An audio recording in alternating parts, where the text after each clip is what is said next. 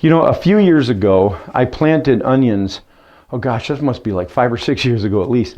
I planted onions in January, onion seeds, and I direct sowed them.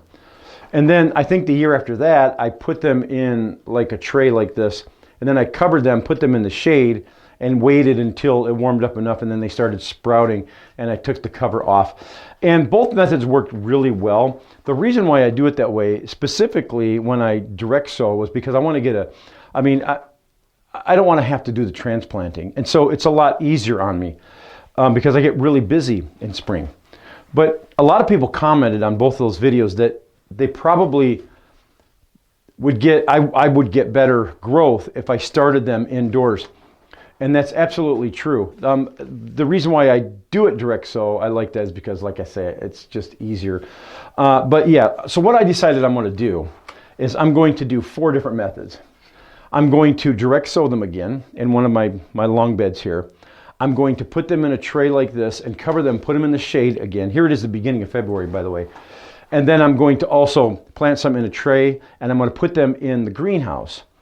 And the greenhouse here doesn't get below 40. I keep little heaters out here, but it does get really warm during the day. Like it's 82 in here right now, and it's 52 outside.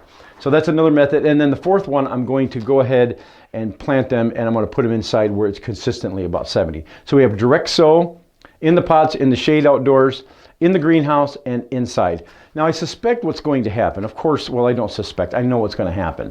When I put them indoors, I'm going to get faster germination, of course, because it's consistent temperatures in the, about 70 degrees. I'm going to get a lot more green growth.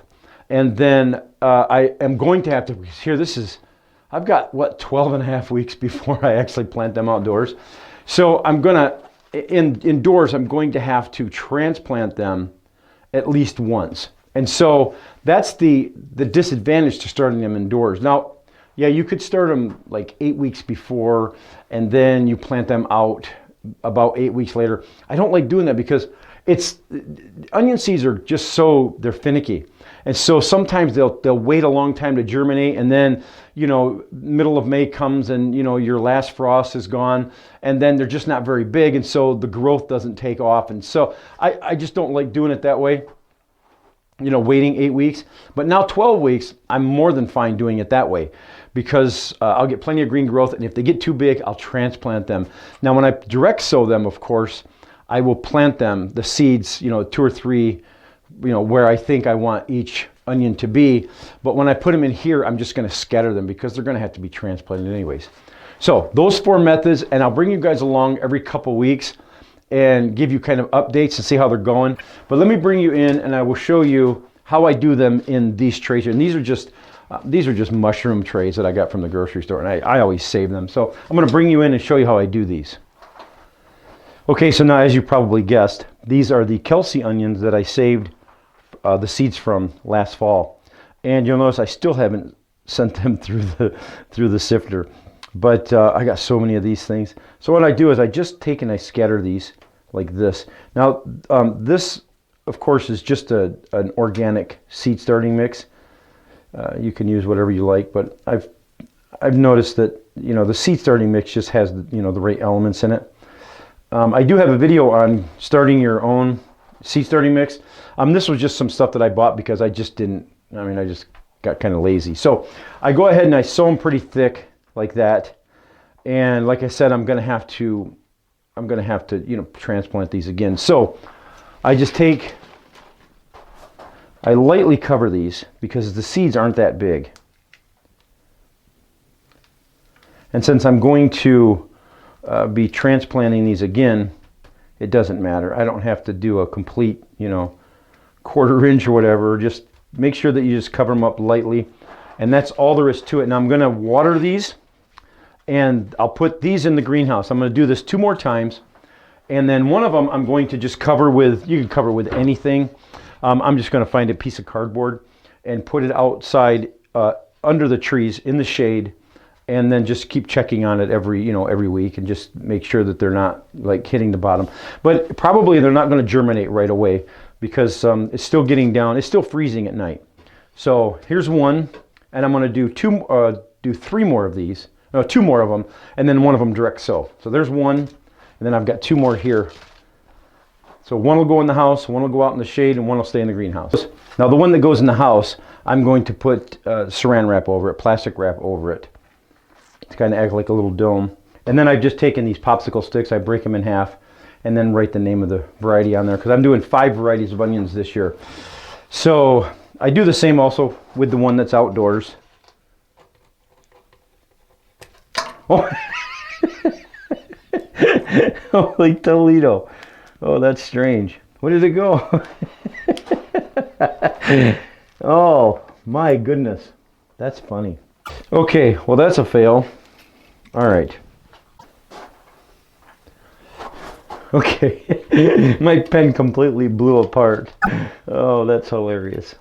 Okay, so now I've got 3. I'm gonna water these down. When I water them, I'm just gonna spritz them. Let me show you. Okay. Okay. Oh, I'll show you what I'm gonna spray these with. This is just a little, it costs like $1. I bought it at one of the hardware stores. And the reason why I'm laughing is because I don't normally use this. I have a pump sprayer. I had a pump sprayer. And just like the pen, okay, first off, I should say, don't leave your stuff in the greenhouse if you don't want the UV to break it down. Because I went to use that to water these plants, and my little pump sprayer, well, take a look.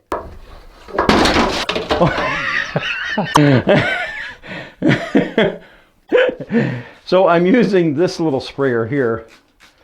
Now this potting soil was, seed starting mix was already pre-moistened, and no, it was not Miracle-Gro. It was organic potting soil. So I'm just spritzing it down. I want to make sure that the moisture gets all the way down. I would use the garden hose, but the garden hose is still coiled up for the winter.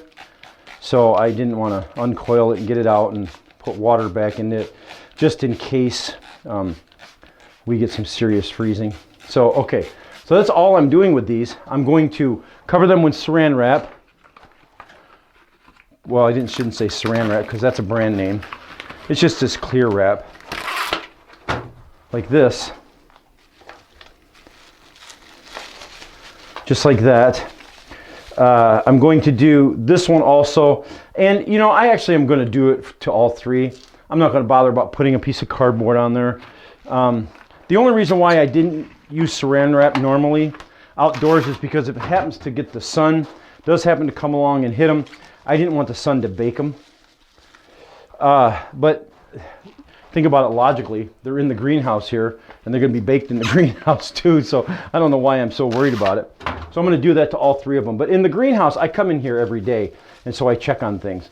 But that will allow me to keep an eye on them, even though they're, you know, off under the shade. So 1 for the greenhouse, 1 outside under the shade, 1 in the house, and then now let's go plant some directly into the garden.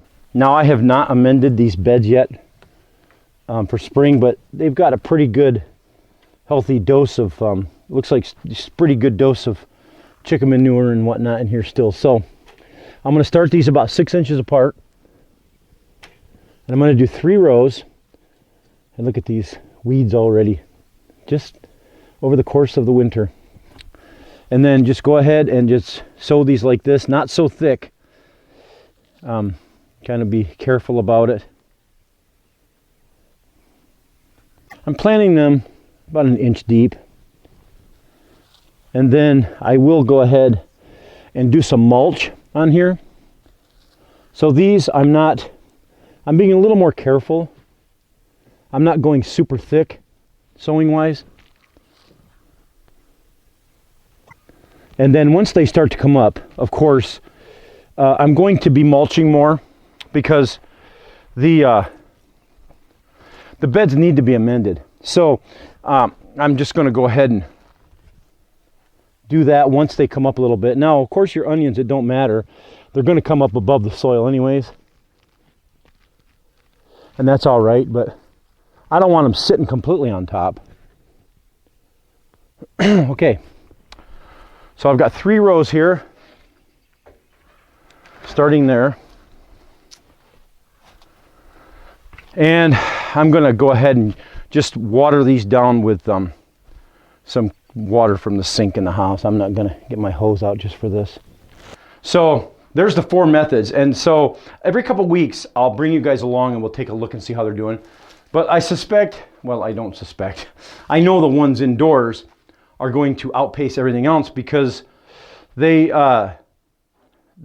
germinate under warm conditions. So they're going to germinate a lot faster.